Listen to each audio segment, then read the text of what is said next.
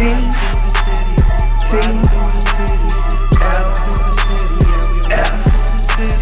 riding for my city.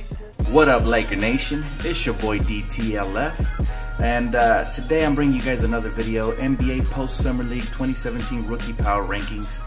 Now this is based on three things: Summer League performance, career they had in college, and potential. Now let's kick it right off, guys, with number 14. Coming in at number 14, we have a winner. That's right, national championship winner. Led his team to the title in the NCAA tournament, Justin Jackson. Also averaged a very impressive 16.7 points per game, shooting 86% from the free throw line. All right, this guy, he's lanky. He's semi-athletic, not too athletic, but he can score. I like his defensive potential. I definitely think this kid has a bright future. Now, he's gonna be tutored by Vince Carter, right? Half man, half amazing. Good veteran leadership to be had there.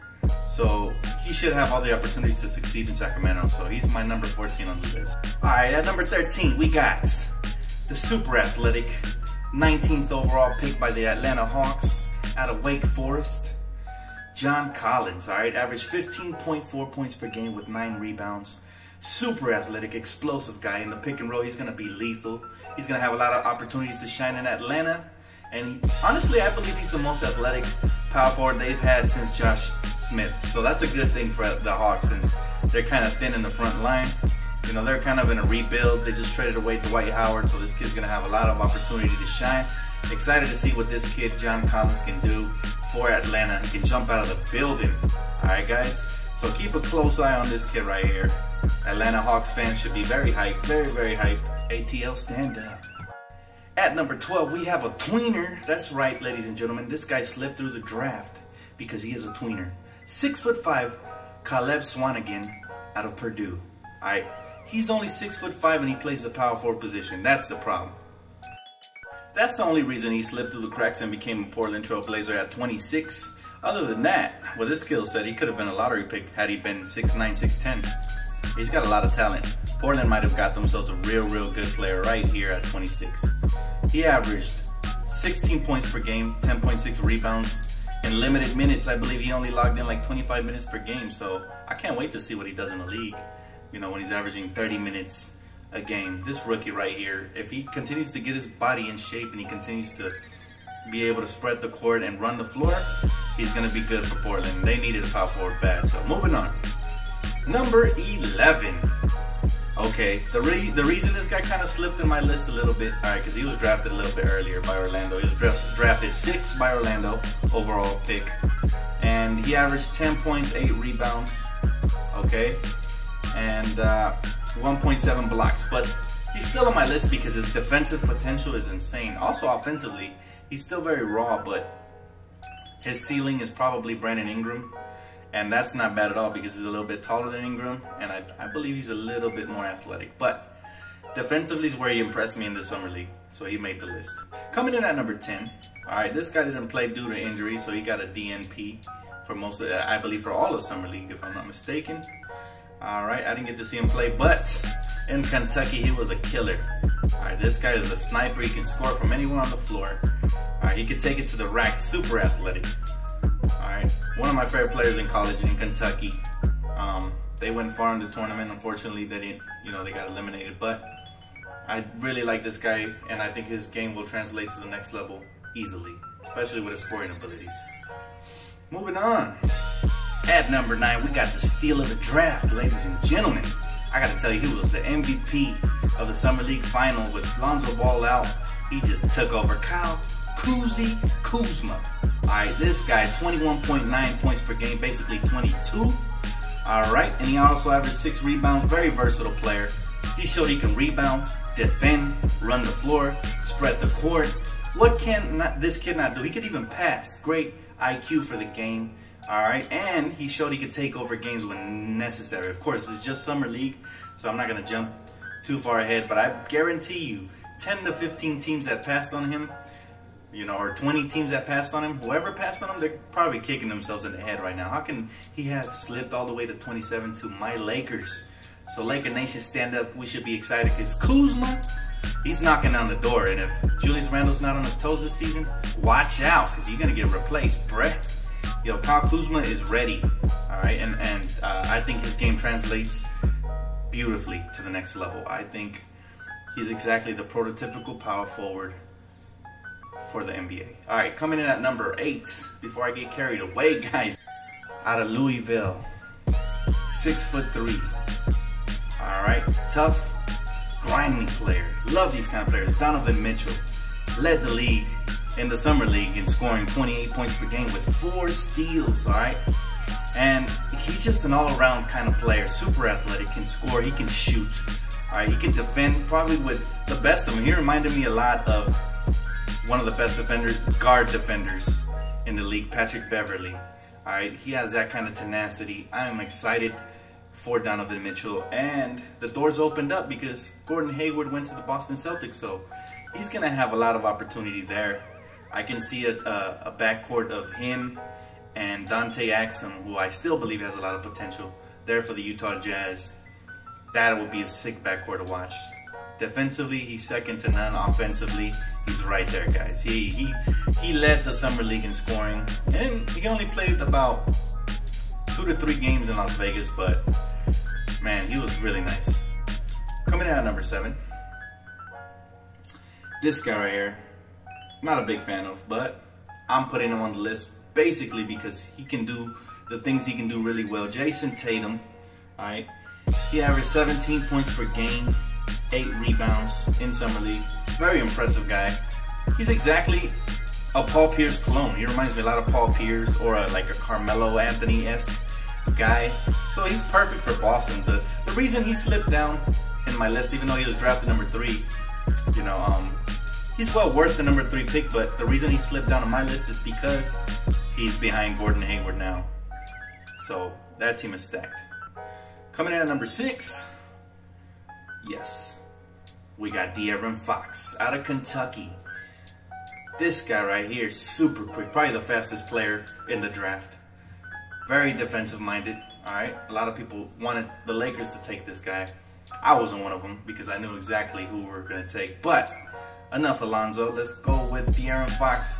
Great defensive young guard, can get in the lane, penetrate, finish, create for others. Very bright future there with Sacramento. He should start right away, even though they got George Hill. I don't know how that's gonna work, but he's gonna learn a lot from George Hill. Tough defensive-minded guard.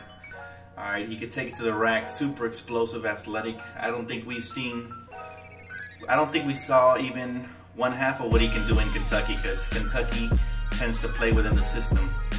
In the NBA, his game is meant to thrive. So, congratulations to the Sacramento Kings. Great draft pick right there. At number 5, we have one of my favorite players in college basketball, Josh Jackson. And not only was he impressive in college, but also in summer league, 17.4 points per game with 9 rebounds and a block. Guys, this guy, he has the potential to be the next Kawhi Leonard. Seriously, I'm not even joking. Either that or Andrew Wiggins. Either way, man, pick your poison. He's gonna be really good. Super explosive, jumps out of the gym. He can lock down anybody, except, I'm not gonna say anybody, okay? Because he's not gonna be able to lock down superstars yet. But we'll see. We'll see in the future what kind of defender he becomes, because in my opinion, he's going to be elite. He has all the tools, the skill set, the IQ, the way he plays the passing lanes.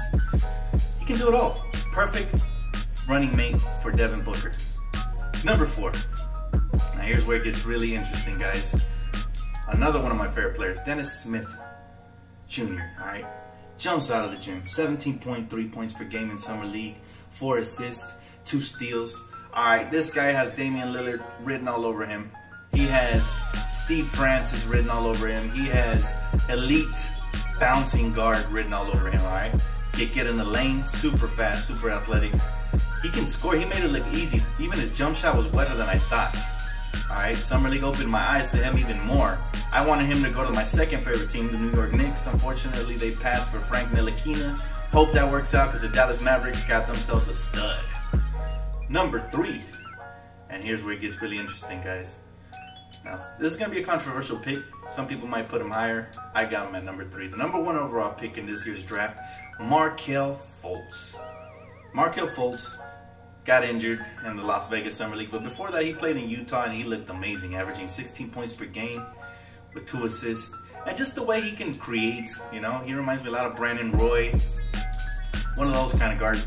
Darren Williams, just somebody who can pull up off the dribble, create, penetrate. All right, he has a nice Euro step, a little bit of James Harden in him. Very nice young player. I see him being really good in this year's, not only in this year's rookie class, but overall in his career. I think he's gonna have a great career. So shout out to Philly, they have a bright future. And that leads me into the next segment. All right, this next player, I included him in this list because he is still a rookie, and I think you guys know who I'm talking about. He lit it up last year in Summer League, right? And so this is a double dip from the Sixers. All right, they get 2-for-1 deal. Top 3 players. 2 top 3 players in this rookie class, only because last year he was injured. He's still a rookie. Ben Simmons. All right, Ben Simmons has a lot of potential. He's 6'10". All right, he reminds me a little bit of LeBron James, a little bit, not a lot. A little Magic Johnson-esque in him. All right, this guy, he can take over games. His scoring is not there yet, but once he realizes he's 6'10", really strong and can overpower basically any guards or wings, he's gonna be in for a treat in this league. He is tailor-made for the NBA game, and I think he's gonna be one of the top players, one of the top 10 players for the next decade.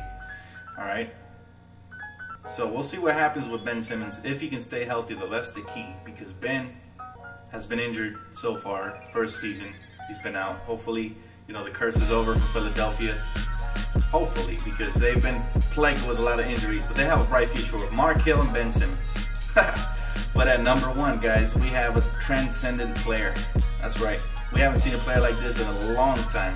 An unselfish breed, Lonzo Ball. That's right, I said it, unselfish breed, because now the NBA is all about scoring and combo guards. And finally, we have one of the last of the dying breed here. And hopefully he brings that style of point guardness back into the NBA. Lonzo Ball was Summer League MVP, rightfully so. 16 points, 9 assists a game, 7 rebounds, triple-double threat every single night. I expect that to translate to the next level. Passing, his court vision is second to none, guys. He's already an elite passer in this league. He hasn't even played a single regular season game yet. But Lonzo Ball is going to be special. He's going to bring our franchise back to the promised land. I can't wait, guys. Season's around the corner. It's only a month away, guys. Well, I count preseason because I'm a hoop head. But Lonzo Ball, shout out to you, man. We got the best player in the draft by far. All right, all these other guys impact on scoring, while Lonzo just controls the pace of the game. He can rebound, push the pace. And the best thing of all is that he's going to draw free agents to come to play for the Lakers. That's the best thing. All right, so he's good now and for the future. Lonzo Ball, special player. Hope he retires a Laker. He's going to be a Hall of Famer. I believe it. Magic Johnson was right. He's already breaking records in Summer League. First player with 30 and 10 in a game. So that's my list, guys. Hopefully you guys liked it. Leave a comment in the comment section below. I appreciate you guys for tuning in. Keep it locked right here. All things Lakers. I got you all summer long. Much love. One love, Laker Nation. Peace out.